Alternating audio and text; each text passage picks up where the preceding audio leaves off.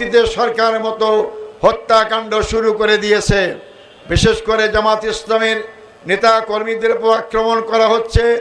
নির্বাচনের পূর্বে এই দলটি আপনারা জানেন, বিএনপি নাম বলতে কোনো অসুবিধা নাই, এই বিএনপি আমাদের মা বোন থেকে রাস্তাঘাটে হেনস্থা করেছে, এমনকি বোরখা কেড়ে নিয়েছে, আবার তার নারীবাদী বলে নিজেদেরকে দাবি করে আমাদের অনেক ভাইদেরকে ভোটের কাজ করতে বাধা দেওয়া হয়েছে।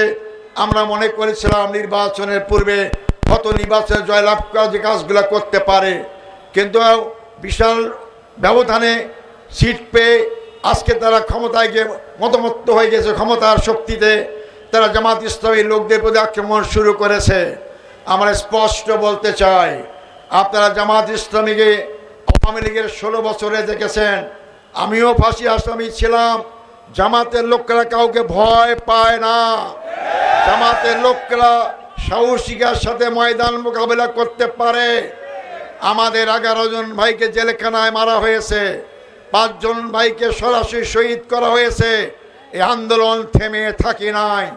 এই আন্দোলন 2টা আসন থেকে আজকে ভোট চুরির পরেও আমরা 68টা আসনে বিপুল ভোটের ব্যবধানে জয়লাভ করেছি।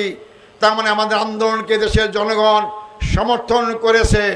তাই বর্তমান সরকারকে বলতে চাই, আপনারা জীবননগরের হাফিজুর রহমান ভাইকে হত্যা করেছেন, তার বড় ভাই মফিজুর রহমান আজকে জীবন সায়ান্নে যে কোনো মুহূর্তে বলা যায় না সে বাঁচবে কি বাঁচবে না। এর হত্যাকাণ্ডের পিছনে যারাই জড়িত থাক অবিলম্বে গ্রেপ্তার করুন এবং আইনি আওতায় নিয়ে আসুন, নাহলে আপনারা আমাদেরকে বাধ্য করবেন না আবার রাজপথে নামার জন্য। রাজপথে নামলে কিন্তু আপনি নিস্তার পাবেন না। অতএব আপনারা সাবধান হন। আমরা আমাদের বিরোধী দলের নেতা জামাত ইসলামীর আমির ডাক্তার শফিকুর রহমান বলেছেন, নির্বাচন মেনে নেওয়ার সাথে সাথে আমরা অতীতের মতো বিরোধী দলের ভূমিকা পালন করব না, আমরা ইতিবাচক পালন করতে চাই। দেশের মানুষ অনেক রক্ত দিয়ে আন্দোলন করেছে, আবার রক্ত ঝরুক, আবার অশান্তি আসুক আমরা কাম্য করি না। আমরা সরকারের ভালো কাজের প্রশংসা করব, অন্যায়ের প্রতিবাদ করব, জনগণকে সাথে নিয়ে রাজপথে এবং সংসদে।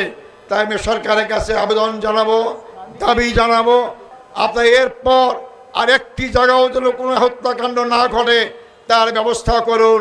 নাইলে জনগণ রাজপথে নামতে বাধ্য হলে আপনারা আমাদেরকে দোষ দিতে পারবেন না। জনগণ অবশ্যই তার অধিকার আদায়ের জন্য সামনে এগিয়ে যাবে ইনশাআল্লাহ।